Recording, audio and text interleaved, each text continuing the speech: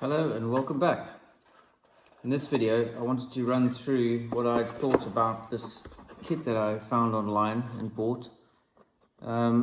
It's a very cheap do-it-yourself kit for making a leather cover for your axe.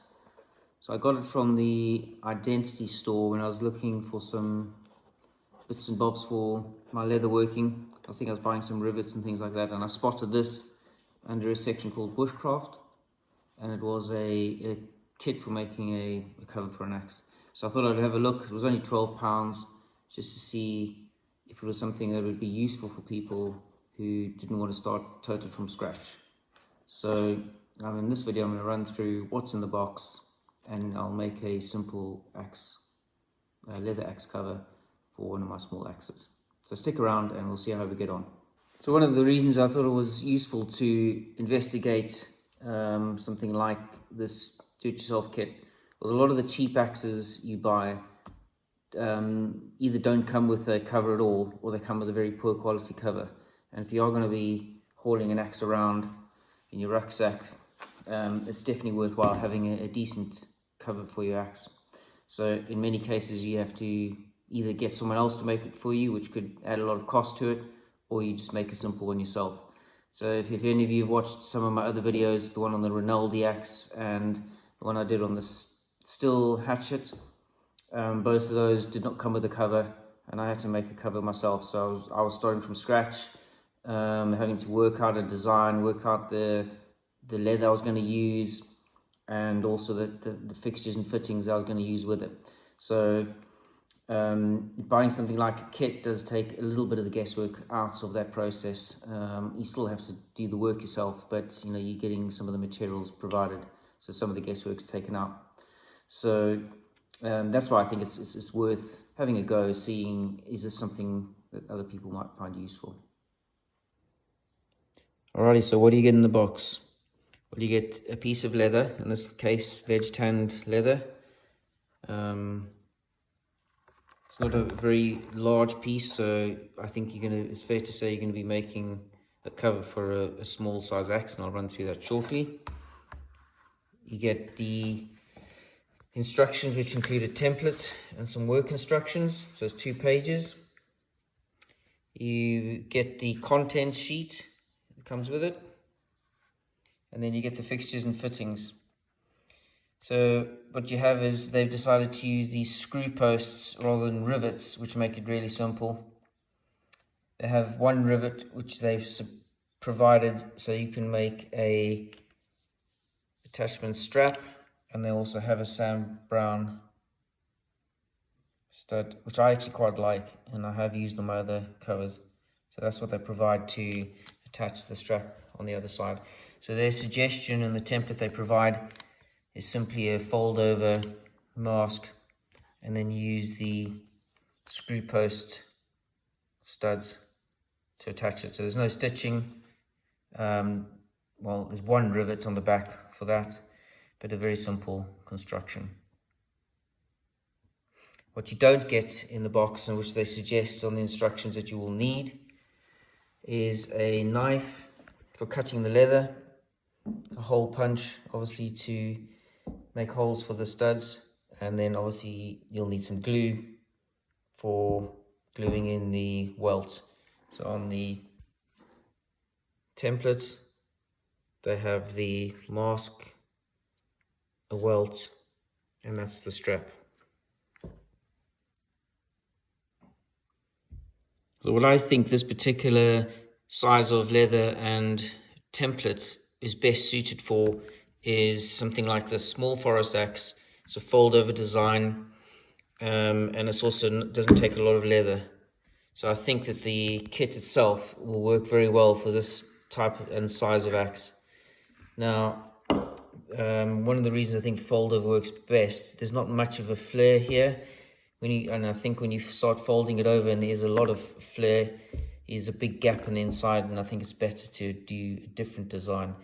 So the design I did for the Still hatchet, and you can see there's a much more of a flare, was this clip over design. So you actually have 2 pieces rather than folding it. So that's the style that I'm going to make, and I'll show you which axe I'm going to do it for.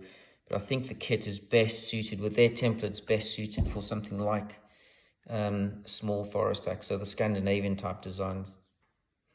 So the axe I'm going to make this for is this carving hatchet.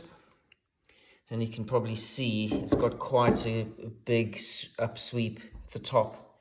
So I think a fold over wouldn't work very well for that. So I'm actually going to make a two-piece and with a clip that goes over the top.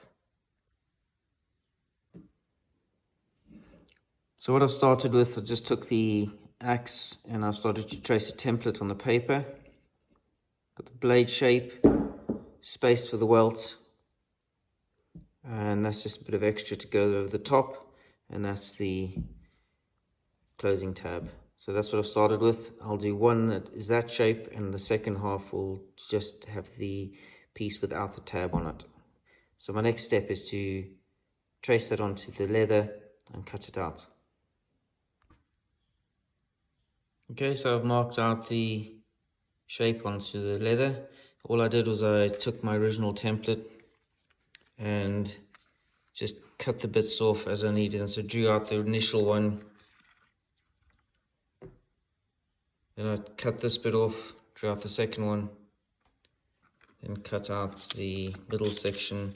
So I was left with what was the welt, and I used that for that section. It's always difficult to try and maximize your use of leather. So I could have actually made the welt in two pieces, but this was just simpler and it's probably slightly stronger. So, but there's still a little bit of leather left, so possibly you could use for a slightly bigger axe head as well. But at the moment it's all fitted on, and I'll cut that out now, and that's my next step.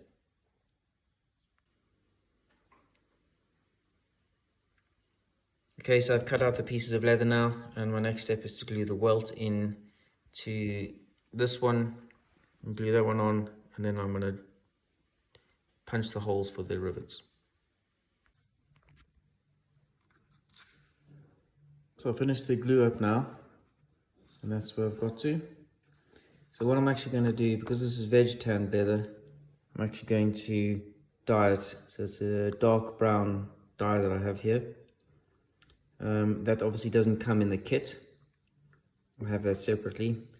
It doesn't matter if you don't want to dye it, you can just polish this as it is, and it will naturally age and change color over time and go quite a lot darker. So you know, it's not necessary to dye it, but I just wanted to try out this dark brown, so that's what I'm going to do. So I'm going to dye it next. I'm going to use one of these applicators and just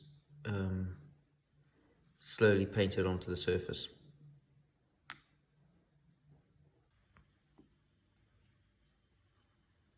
So I've just run an edge beveler around the outside just to get a equidistant line, and I'm going to use that as a guide for punching the holes, and I've also spaced out the screw posts that they supplied. Now I probably think they could have done with one or two extra, but that's the number you get. So you just get the 5. So I've spaced them out, and obviously there's quite big gaps, but it should be okay hopefully with the glue, and they're quite robust. So what I'll do now is I'll punch the holes there, and then I can just screw these together, and then I'll put the sand brown stud in. Okay, so now it's all finished. I've finished putting in these, well, they're rivets or pivot bolts out of the sand brown stud, and I also just sort of burnished the edge and bit of a rub down with golden ink oil. And so yeah, it's turned out pretty well. So it's quite robust, the vegetarian leather. So I think in conclusion, it's definitely probably slightly easier getting a kit than starting from scratch. But as I said, you know, depending on the size of the axe, in this case, the axe maybe the size of the bit was slightly big for the number of bolts they supplied. Could have done with maybe one more. And but other than that, and also obviously the dye, I added the dye myself. But all in all, probably definitely worthwhile trying. For £12, can't really go wrong. So very well recommend that one, and check them out on the Identity store. So anyway, I hope you found that useful, and thanks for watching, and see you again next time.